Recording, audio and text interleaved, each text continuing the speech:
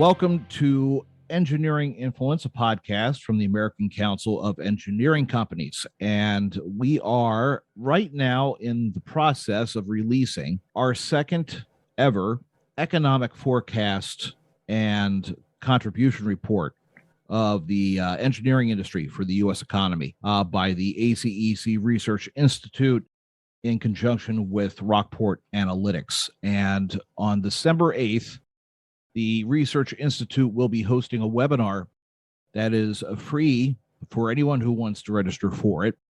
And it's entitled, What Lies Ahead?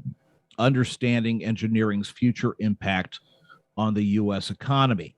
This webinar is really focused on the second annual report, to talk about the report and really why it's so important for our members and anyone out there who's interested in the AE space. I'm very pleased to welcome Ken McGill with Rockport Analytics. And Ken presented by video at our fall conference during a session on the last day of the conference, which was Ken, that was one of the most, I'd say after that session ended, we got the most feedback, positive feedback. I think everybody loved it, the review of that. So thank you for participating on video. Really do appreciate that, and welcome onto the show. Thanks a lot, Jeff. Glad to be here. And it was a nice compliment that you paid us in terms of the interest in the report and in the work in general. Yeah. I guess you can't be too surprised that people are very interested in where the industry is heading over the next year and a half, because we're in this moment where, transition maybe is a kind word for it, but it's a phenomenal time of change for the economy, for construction in general, and certainly for our industry. Yeah, absolutely. I mean, this is it's been a momentous couple of weeks, at least on the infrastructure side, with the infrastructure bill passing, of course, and being signed into law. But then, I mean, we're coming out of the effects of 2020 and the pandemic. And, what we noticed out of the report is that really the AE space didn't do too poorly. And on the forecast that you guys did, really things were looking pretty good. How are the numbers changing? What are the big differences between the last report and what we're coming out with now? Well, I think the biggest change we've seen is that it's the sort of surprise to the upside. Mm-hmm. With all of the media and frankly, even industry coverage on the effects of the pandemic on virtually every sector in the U.S. economy. You sort of develop this sense of pessimism about things. But as soon as you peel the onion and take a look into the numbers a little more deeply, what you notice is that, yes, the pandemic was devastating to the economy, but it was very uneven, very what we call asymmetric, meaning that some portions of the economy, some parts of the country, some occupations, some demographic cohorts benefited from all of this, while others obviously paid a tremendous price for it. The AE space, the engineering design services sector itself, I'd say based upon our initial expectations, we fared better than we thought we would in this pandemic. Yeah, and it seems one of the big changes. It seems that way. I mean, looking at the numbers, employment and the number of actual engineering establishments increased. We did see a reduction in, of course, public infrastructure spending, which is understandable given the fact that you had uncertainty not only on the future of funding at the time with the end of the FAST Act, but then also the fact that public agencies stopped work on a lot of projects. But that was kind of offset by private sector growth in the residential market, in data centers, and really that move, that focus. It's kind of like the shift towards a more digital workspace and a digital economy. So increase in data center design and construction work, residential with all the moves that happened and the continuing hot residential market. So it does seem like overall the industry kind of buoyed the storm very, very well. Well, there were structure types, as you noted, public infrastructure being a good example, that did not fare as well during this pandemic-driven recession. But interestingly enough, a lot of it, some of it is secular. There's an underlying secular trend that we can talk about, but some of it is also sort of a function of just delaying things more than outright cancellations. And as you noted, between e-commerce, between work at home, these both pandemic-driven and, let's say, even underlying secular trends have favored the development of, say, data centers or warehousing, for example, is another segment that's done quite well. So it goes back to what I said before between the haves and the have-nots. And, when you talk about job losses in the AE space, they were very minimal during the pandemic. The number of establishments you noted went up, wages went up. So the labor component or the labor side of our industry actually fared quite well through the pandemic. There were some revenue losses during 2020, about just a little more than 7%. So yeah, there was a recession. We've lived through it. And I think even by late 2020, the firms in the AE space were already feeling and certainly anticipating the recovery. Yeah, there seemed to be a good deal of optimism when we were down in Florida and talking to our member firm leaders that, really actually what we heard the most. And I know that this was the report was written in such a way because that great unknown was the infrastructure bill. And it was hard to add that in when nobody knew exactly what was going to happen with it. But now it's the question of, okay, great. It's almost like it's a wonderful problem to have to an extent that you have so much work that's potentially coming your way and you're dealing with the labor issue. From your perspective and the research that you've done, I mean, if you're a CEO or if you're someone who's trying to do just kind of forecasting your own business, I mean, how do you think that labor crunch is going to add into the coming couple of years? I mean, how do you think the industry is going to respond to that? Well, as we noted in the report, that's let's say a downside risk. Just as you noted, it's sort of a nice problem to have that we finally gotten the infrastructure bill passed. And over the next 5 years, we've got $550 billion of new infrastructure activity coming into this space. I mean, it's cause for celebration. But as soon as the celebrating is over and a CEO, for example, begins to think, how am I going to fulfill all of this potentially new business for us? And you look at both the supply chain constraints on the material side and then on the labor market side. These are real problems that, frankly, are not new to the infrastructure bill, but will probably be, at least in the early going, sort of exacerbated by the coming of this new business into the pipeline. On the supply side, looking at where we sit right now and kind of the research that you've done in producing the report, I mean, how much do you think issues related to inflation, just supply of materials, is going to impact the industry in the next year or so? Well, everyone talks about this inflation being, or hopefully being transitory, being, in other words, driven primarily by the supply chain bottlenecks around the world. We're already at work sort of dealing with those issues, and obviously they can't be solved overnight. So, a year from now, I think we're going to be still dealing with some of this transitory inflation caused by the supply chain.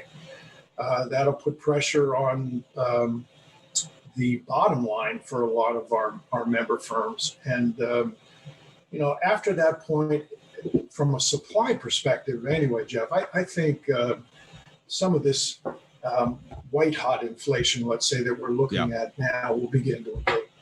That's the hope, that it is transitory, and that it will stabilize by 2022. I mean, by hopefully the midpoint of 2022, we'll actually get some stabilization out of it. I mean, Jerome Powell has been named to stay on as Fed chair, so don't expect a lot of changes on that on that side of things. The question I have, if I could throw in a comment absolutely. on that, Please. The consistency created by choosing Jerome Powell, I think, is a positive for the economy, for markets in particular. Yeah. I think what we will see, however, is because of this heightened sense of inflation, which is also managing it is one of the goals of the Fed. I think we'll probably see them accelerate their reductions, if you will, in quantitative easing. In other words, they'll stop buying bonds and injecting direct liquidity into the economy sooner than they originally planned. And we may actually see a small set of interest rate increases in, let's say, later in the year, if 2022. I don't think those things will be enough to sort of slow down the recovery that we're experiencing, but they may help with inflation expectations, which is half of the game. Yeah, that's true. That's true. I mean, it's the anticipation of the market of exactly what to expect. And if you're able to take off some of that stress, then things should balance out. It seems to be a situation where, I mean, from your role at Rockport, I mean, it seems as though we weathered the storm very well from the pandemic. From a macro level, do you think that we're going into more of a, if we're able to stabilize, any inflationary concerns, if we're able to kind of put a governor on the speed of the recovery to keep it going, do you think that we're kind of on an upsurge in the business cycle, that we're not going to have to worry that much about a secondary effect of recession or something down the line in 2022, 23? What's your perspective on how things are going to be looking in just from a macroeconomic perspective? Great question. I think from a macro perspective, we do not see a coming weakness, let's say in 2022 or 2023. We'll still be feeling the positive effects of the recovery from the pandemic at that point. And remember that the recovery from the pandemic is a global issue. It's not just a U.S. issue. In some respects, typical recoveries, typical recessions even, the whole world does not do either one at the same time. Yet here we find ourselves now where everyone is beginning to reawaken, if you will, from the pandemic and recover at the same time. Frankly, that's one of the biggest reasons why we have these supply chain issues. But when you look out 2022, 2023, there's just nothing we're seeing that suggests to us that that we've exhausted the recovery at that point and will begin to actually turn south from a macro perspective. Now, business cycles are still a reality, and one should always expect the next one. But when you look at the excesses, or let's say lack of excesses in our economy right now, we don't see that for at least the next 3 years. Yeah, that's good to know. And that kind of ties into my next question, which really is just from the perspective of an ACEC member firm executive, having this report, what's the biggest benefit you think of? Why would you say download this report and use it? What is the best actionable thing that an executive could do with this information for their own business? Well, a report like this, I think, provides first and foremost sort of perspective. A CEO running a firm, especially in an environment like this, they're doing their best just to recover from day in and day out activity. Yeah. And a report like this allows them to sort of back away for a minute and look at the bigger picture. So it gives a perspective on what's happening in their piece of this entire world relative to everything else that's going on. So, I mean, that's a sort of broad generalization. Yeah. There are direct uses for it as well. I mean, you've got budgeting, you've got strategic planning, ahead of us, particularly now with the infrastructure bill passed. There's a lot of planning that needs to be done. And a report like this can give you that sort of foundational set of numbers from which to develop some of these plans. Yeah, I think that from the planning perspective, I like the fact that you do include a map which kind of shows the states with the highest, the fastest amount of growth compared to some other states that might have lagged in the amount of sector activity. And, the one thing I noted is that some of the southern states, Texas, South Carolina, Mississippi, Louisiana, not just the southern states, because you have Wyoming and North Dakota also that showed a bit of a slow growth. But those areas in the South are critical for supply chain. With the infrastructure bill in place, it kind of changes the equation. It's almost like that slow growth of activity creates an opportunity with all this federal money being injected in, that there might be opportunities to grow in certain areas of the country. Well, some of the areas, not all of them, but some of the areas you outlined, you're precisely correct. It's interesting when you think about the Sun Belt and some of the states that you identified there, for example. From a secular perspective, you've got demographics and industrial shifts going on anyway that were favoring these states. And of course, with that comes the construction activity associated with serving all of that growth.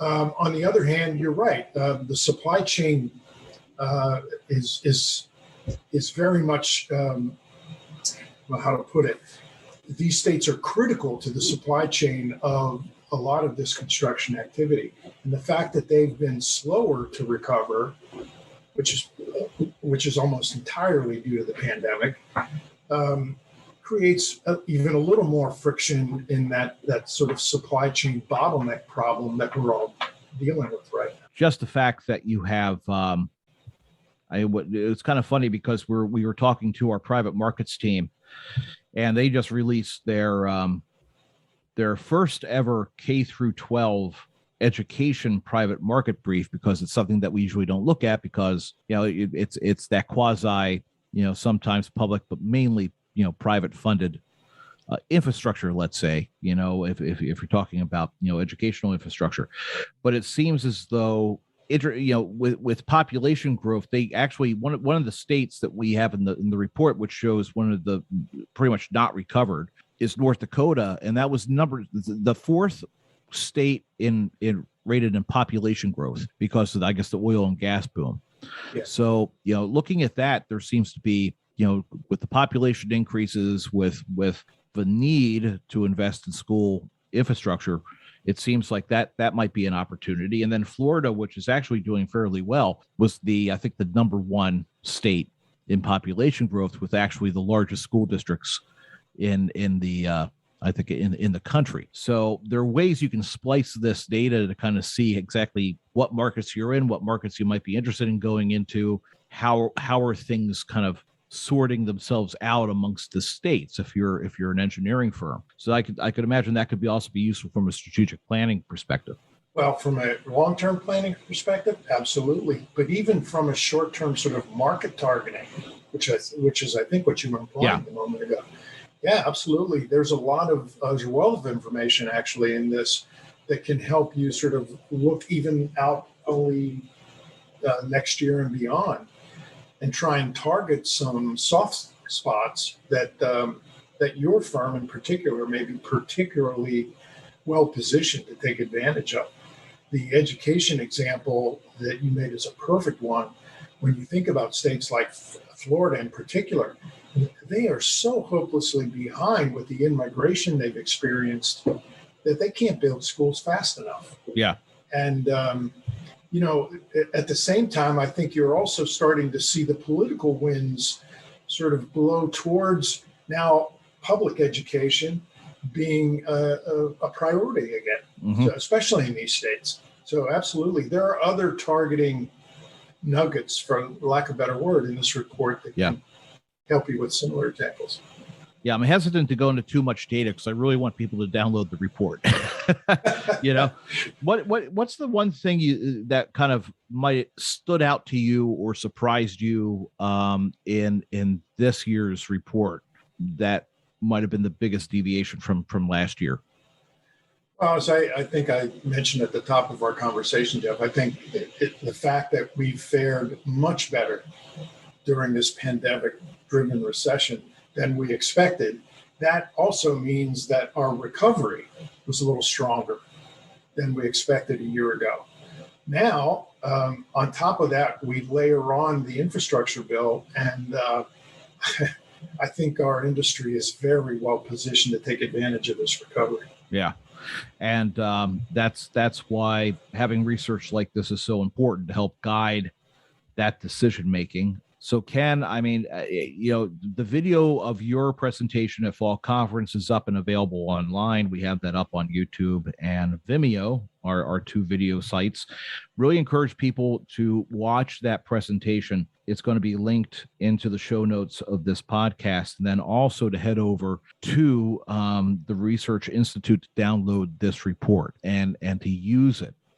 Because it's critically important that we have our own research that defines our industry. And then on the 8th, either live or after the fact on demand, register for what lies ahead, understanding engineering's future impact on the U.S. economy. And we're going to be taking a deep dive into this report, which is something we just wanted to kind of glance on today, but really get into the fine details of the report.